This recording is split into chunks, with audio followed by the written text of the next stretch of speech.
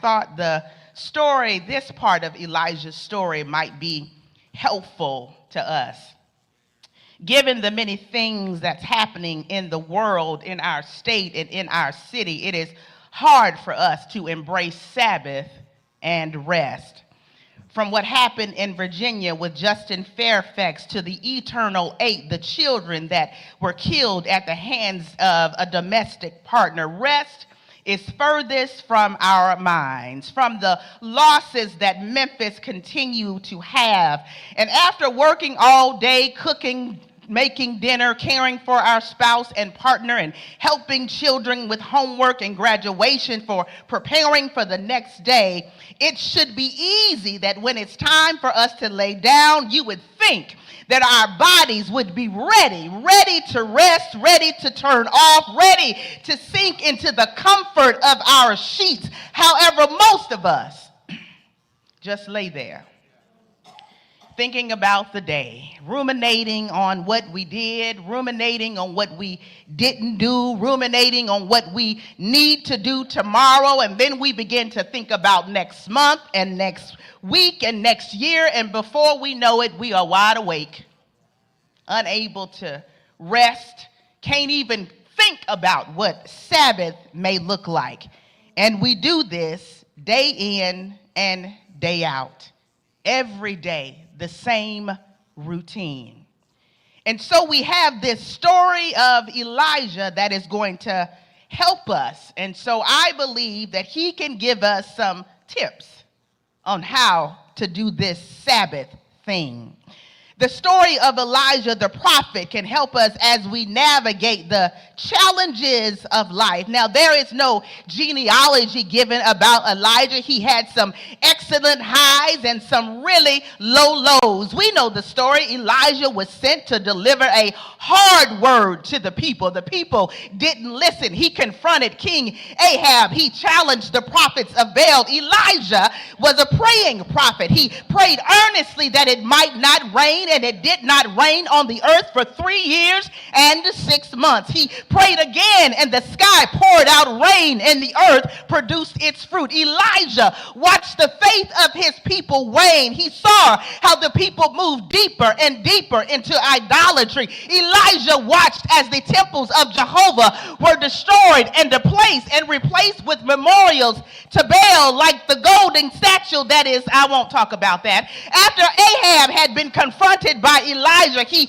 ran and told Jezebel everything that had happened. Jezebel was his wife. She carried great influence in getting the people to worship idols, and based on the narrative, Jezebel was the brains behind King Ahab. That's a sermon for another day. Much of her work was to strategically manipulate and deceive in order to lay claim to land and human capital for King Ahab.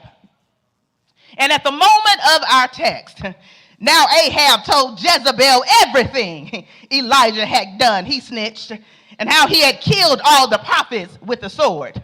So Jezebel sends a messenger to Elijah and says, "May the gods deal with me ever so severely if by this time tomorrow," that's 24 hours, "that I do not make your life like one of these." And the Bible tells us that Elijah was afraid and ran for his life.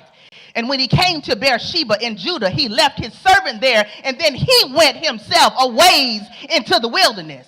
He came upon a broom bush, sat down, and prayed, "God, why don't you just take my life? I have had it. Take me. I'm no better than my ancestors." And all at once, the angel came and told him to get up and eat. He ate and drank, and then he was strengthened by the food and went on with his journey. And my beloved, our story is like Elijah's in many ways. We try with all our might to remain faithful to God and faithful to our assignment. And while doing what we believe God is calling us to do, we experience frustration, fear, even anger. The pressure to perform, to keep going, to remain invested is suffocating. And so, like Elijah, we need some relief. And so what can we learn from Elijah's story? Well, the first thing we see is that retreating is essential for the journey. I'm about to help somebody. It says, now Ahab told Jezebel everything. Elijah was afraid and he ran for his life. When he came to Beersheba in Judah, he left his servant there and while himself went a day's journey into the wilderness. Now, Elijah's journey up to this point had been amazing. He raised a widow's son from the dead. He commanded food supplies during the famine. He defied 450 prophets of Baal to prove God's power. His track record was wonderful to this point. He fearlessly challenged King Ahab and Queen Jezebel for promoting Baal worship and stealing Naboth's vineyard. He correctly prophesied a severe drought and the deaths of King Hazael and Jezebel, and despite his successes, he experienced deep fear and deep depression. And at this point in Elijah's story, he is being hunted by Jezebel. She was not going to lay down and do nothing. She really had it within her power to take his life. And let me tell you, Elijah needed to get away. He needed to retreat. He needed to retreat from Jezebel. He needed to retreat from the shame of the disobedience of the people.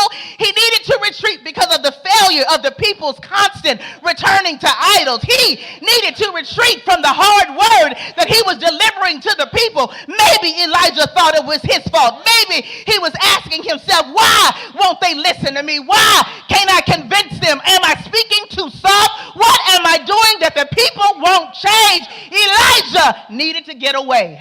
He needed to retreat. And oftentimes when we talk about retreating, we're referring to a place that is quiet and tranquil, one that has a spa and maybe some fruity drinks. Or we think of a church, a work meeting that's being held away from the church or away from our job. In both instances, the retreat is a noun, but today I am suggesting that retreat be a verb, an action, a repositioning, a move that requires you to get up and move to a different physical space away from the chaos. In the military, retreating is a tactical withdrawal of the troops to avoid battle, to regroup and avoid defeat.